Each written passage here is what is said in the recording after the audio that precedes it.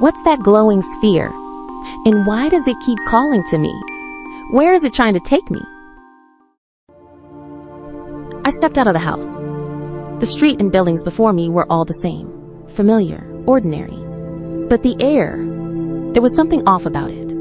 A silence too absolute. So still it felt like even the air had stopped moving, as if time itself was holding its breath. Suddenly, a flash of blinding light burst from the left. It cut through the stillness like a blade, pulling my gaze toward it. I crossed the front yard, turned my head, and saw it, floating in midair. Just 3 meters away from me was a glowing sphere.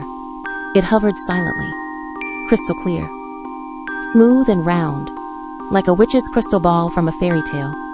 But this was something else. More magical, more mysterious. It shimmered, a cascade of colors dancing across its surface, like a rainbow trapped inside.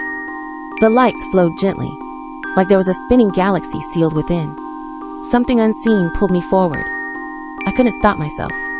I took a step. The sphere moved back, just slightly.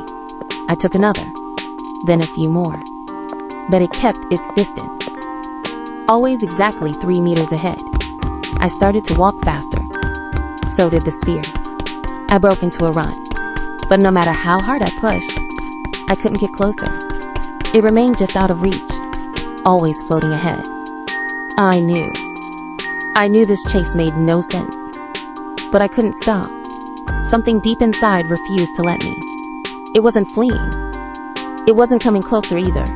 It was leading me, guiding me, towards somewhere unknown. I don't know what it is. I don't know why it matters. I don't know why I can't give up. But a voice inside me keeps saying, you can't stop. You must catch it. You have to. Suddenly, the alarm blared, shattering the silence. I jolted awake, sat up, slammed the alarm clock off. A long sigh escaped my lips. The same dream, again. For months now, I've been dreaming of the same thing. Sometimes once a week, sometimes 2 or 3 times.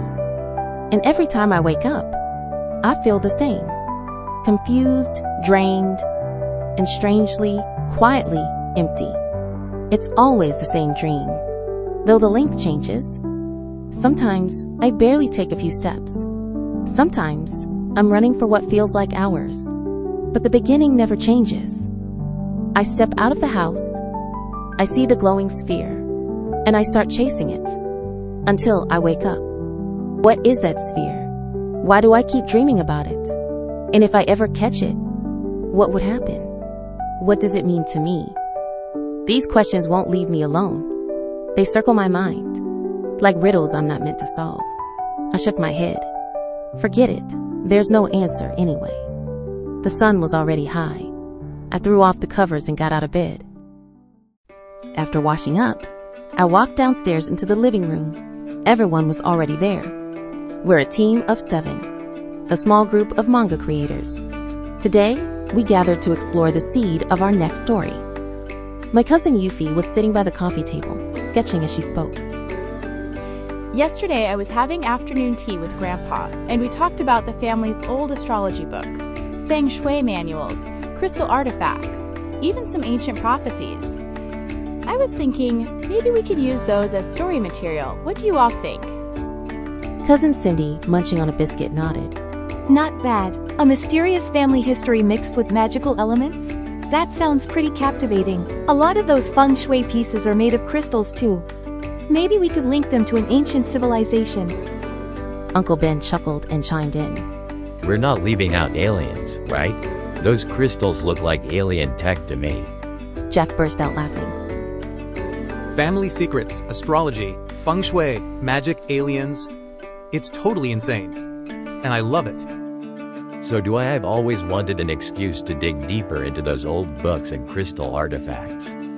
This might be the perfect chance. They kept talking. Voices overlapping. Ideas flying. Wild, chaotic, brilliant. No decisions yet. But this messy, creative energy, it's what I live for. I sat down quietly, listening. But I wasn't really there. the dream was still with me. Like a phantom image burned behind my eyes. That glowing orb, still hovering in my mind. Then Cindy looked at me. You okay? You look off. I rubbed my temples with a weak smile. I had that dream again. Joe blinked. Again? Did you get any closer? I shook my head. I keep running, but it's always ahead of me. Like it's taunting me. It's driving me crazy. Just then, Aunt Wa came over, placed a warm cup of coffee and toast in front of me. Here, something warm might help. I took the coffee and toast, softly replying, "Thank you." I took a few sips, letting the bitter caffeine spread across my mouth, hoping it would wash away the lingering traces of the dream in my mind, at least for a while. "All right, let's stop talking about that dream for now," I said, setting down the cup and taking a deep breath.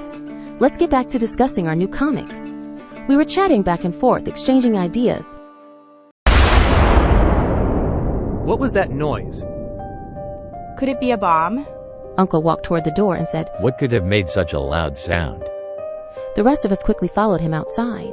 Just over 10 meters from my house, a small crowd of 4 or 5 people had gathered. We went over to see what had happened. It turned out there had been a car accident. A vehicle had mounted the sidewalk and crashed into the front yard wall of our neighbor David's house. David was standing by the wall when Aunt asked, Are you all right? Were you hurt? I'm fine. Luckily, there were no pedestrians nearby at the time. Otherwise, the consequences could have been disastrous. That really is a blessing in disguise. I looked toward the car. The hood was badly damaged, and bricks from the wall were scattered across the hood and the ground. The driver's face was covered in blood, but he remained conscious, sitting by the sidewalk, waiting for help. Before long, the ambulance arrived, and we headed back home. We carried on our earlier discussion until midnight, and then everyone went home. I returned to my room, took a hot shower, and dried my hair. By the time I lay down, it was already past 1. My body relaxed, and soon I drifted into sleep. Stepping out of the house, I was greeted once again by the familiar streets and buildings. Everything around me was as quiet as usual. But something was different. Next to the front yard fence stood a new bicycle, the one my sister had bought just that afternoon. I walked across the yard and turned my gaze to the spear. It floated silently, its shifting colors dazzling my eyes. I moved closer, yet no matter how I approached, the distance between us never seemed to shrink. I didn't stop. I kept chasing it. I passed the spot where the car accident had happened earlier today. The vehicle was gone, but the wall in front of the house was still damaged, bricks scattered across the ground. This dream, it was closer to my real life than I had ever imagined. Could I catch it this time? Where would it lead me? And what would I encounter next? Original story updates every 2 weeks. Like and subscribe to never miss a tale. Step into a world of unknown fantasies and listen to stories never told. Together, let us explore the forgotten, the hidden, and the undiscovered.